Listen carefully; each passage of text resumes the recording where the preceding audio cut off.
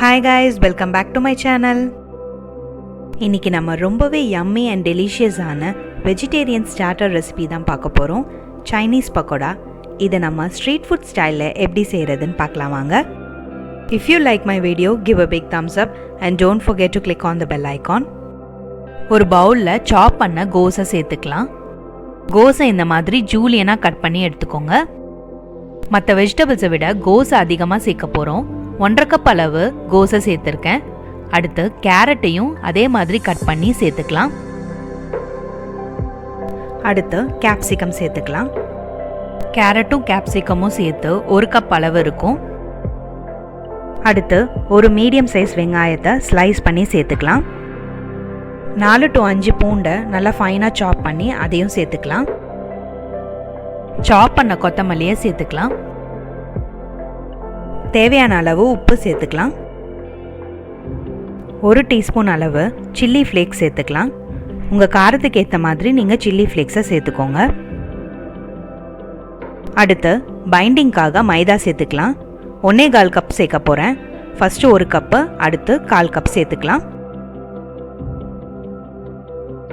அடுத்து பக்கோடாவோட கிறிஸ்பினஸ்க்காக 1/4 கப் அளவு கார்ன்ஃப்ளவர் சேர்த்துக்கலாம்.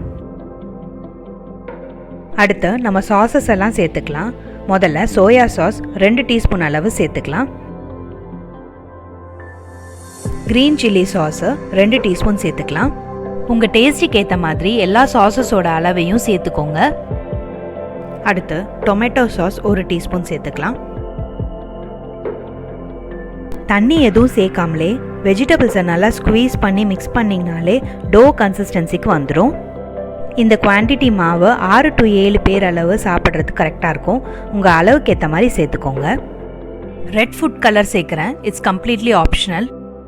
ஸ்ட்ரீட் ஃபுட் ஸ்டைலில் செய்கிறதுனால இதை ஆட் பண்ணுறேன். எல்லாத்தையும் நல்லா மிக்ஸ் பண்ணதும் ஒரு 5 நிமிஷம் கவர் பண்ணி வைக்கலாம். 5 நிமிஷம் ஆயிடுச்சு. இப்போ பார்த்தீங்கனாலே நம்ம தண்ணி எதுவும் சேர்க்காமலே எவ்வளோ தண்ணி விட்டுருக்கு பாருங்கள். பக்கோடா போடுறதுக்கு இந்த கன்சிஸ்டன்சி நமக்கு கரெக்டாக இருக்கும். எண்ணெய் நல்லா சூடானதும் கொஞ்சமாக மாவு எடுத்து ரவுண்ட் ஷேப்பில் பக்கோடா மாதிரி போட்டு நல்லா ஃப்ரை பண்ணி எடுத்துக்கலாம். மீடியம் ஃப்ளேமில் வச்சு பக்கோடாஸை நல்லா ஃப்ரை பண்ணி எடுத்துக்கலாம். ஒரு சைடு நல்லா ஃப்ரை ஆனதும் திருப்பி இன்னொரு சைடும் ஃப்ரை பண்ணிக்கலாம். 2 சைடும் நல்லா குக் ஆகிற வரைக்கும் ஃப்ரை பண்ணி எடுத்துக்கலாம். நல்லா கோல்டன் ப்ரௌன் கலர் வர வரைக்கும் ஃப்ரை பண்ணி எடுத்துக்கலாம். நார்மல் பக்கோடா விட இது ரொம்ப டேஸ்டியாக இருக்கும். கண்டிப்பாக இந்த ரெசிபியை ட்ரை பண்ணுங்கள். நல்லா ஃப்ரை ஆயிடுச்சு. இப்போ இதை நம்ம எடுத்துடலாம். இதை சூடாக சர்வ் பண்ணுங்கள். டொமேட்டோ சாஸோட சாப்பிட்டிங்கன்னா ரொம்ப சூப்பராக இருக்கும். இதே மாதிரி மீத இருக்க மாவையும் கொஞ்சம் கொஞ்சமாக எண்ணெயில் சேர்த்து ஃப்ரை பண்ணி எடுத்துக்கலாம்.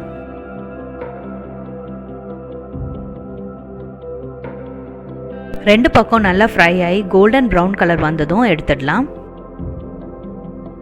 பக்கோடா பார்க்கவே ரொம்ப கலர்ஃபுல்லாக டெம்டிங்காக இருக்குது.